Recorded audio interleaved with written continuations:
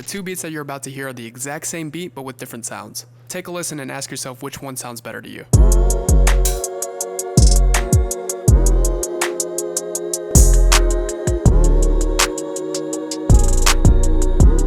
What's good, everybody? Welcome back. It is 2025, new year. Glad to be back. Today we're going to be talking about sound selection, why it is the #1 most important thing when it comes to making a good beat. But before we do all that, I just want to shout out some of the viewers recently that have been leaving some comments showing love. I really appreciate every single one of you that watches my videos. So with that said, let's jump into it. So you might hear this term a lot, sound selection. You're asking yourself, like, what the heck does that mean? Basically, overall, what that means is just how well do the sounds in your beat go together. Good sound selection just means it's an enjoyable listening experience, and it's going to sound like each sound in your beat is just made for each other. Whereas if you have bad sound selection, it's going to be distracting and it's almost going to instantly turn off the listener. And keep in mind, before I jump into my beat here, I just want to say that I still believe that music is completely objective. If something sounds good to you, I think that's good enough. But with that said, there's definitely a muscle for finding good sound selection that you'll develop over time. So don't look at sound selection as right versus wrong. It's really just about what makes the most sense. So what I wanted to do in this video is just walk through this example of a beat that I have that has really good sound selection in my opinion, and then replace some of the sounds with other ones. So that way you can really tell the difference between good and bad sound selection. This is kind of what I had starting out.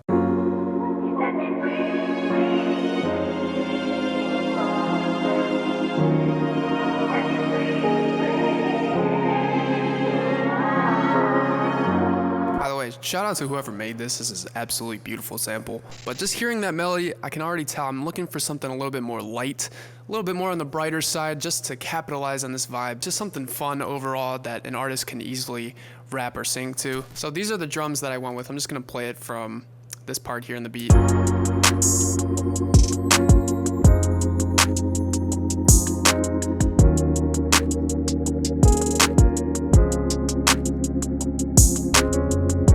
Okay, so what you can hear is that I've gone with just like the standard clap, some hi-hats, and then some percussion that works well in the background on top of some 808s. So how did I come to this conclusion? How did I even start? Again, it's just listening and just trying to capture what that vibe is in the beginning. So with this melody, obviously, like I said, brighter, lighter, just fun energy overall. And now I'm just gonna start to replace some of these sounds. So actually, I'm just gonna take this like track by track. And so what I wanna do first is swap out my clap. And so I'm gonna mute most of these other sounds real quick, just so you can hear how this clap will stand out.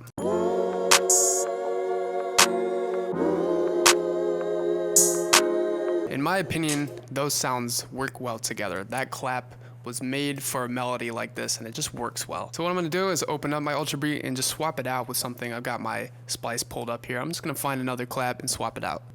So this is a cool one right here. So let's say as I'm making this beat from scratch, you know, I'm just starting to add in my drum sounds. What if I use this clap instead of the current one? I'm just gonna swap this out and just show you the difference. I'll have to adjust the volume a little bit.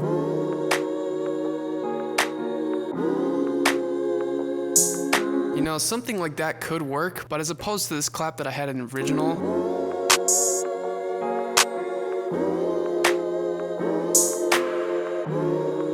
see, like, that clap's okay, but this original one, definitely better. Definitely just fits the vibe of the track way better than this second one. You know, so that's gonna stand out to me as a listener, and it's gonna be like, what the heck is going on? So because this is just like a warmer hip-hop beat, I'm gonna move on to the hi-hats and then show you another example. If I just swap these hi-hats out with something else, this is the original right now. And that's with the original clap as well, but I'm gonna open this Alchemy track and swap out the hi-hats with a different sound. So again, over on Splice, I just found this really generic trap hi-hat. So what I wanna do is just drag this in and replace my original one. And so, like, let's say I just pick this hat instead of the other one, and let's see how it sounds. I'll combine that even with the bad clap that I picked out.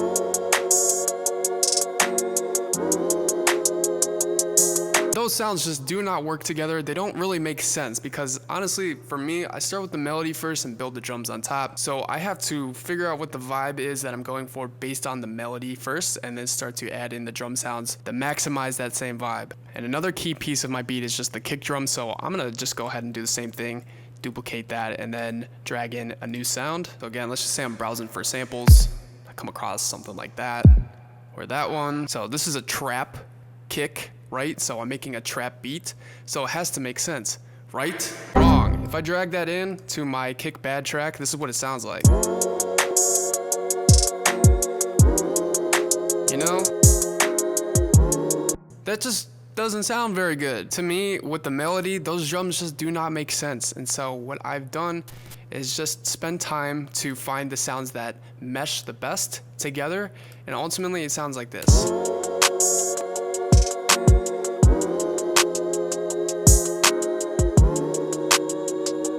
And that's not to say that these sounds in particular are necessarily bad, but they just don't fit the vibe of my beat. Overall, they're not very cohesive, and I think they really stand out. And I definitely don't want to distract the listener from the beat or the message of the artist that's coming across. So again, it's really not an objective thing where it's right versus wrong. It's really just what makes the most sense. And you tell me, what makes more sense? This version of the drums? Or this version of the drums?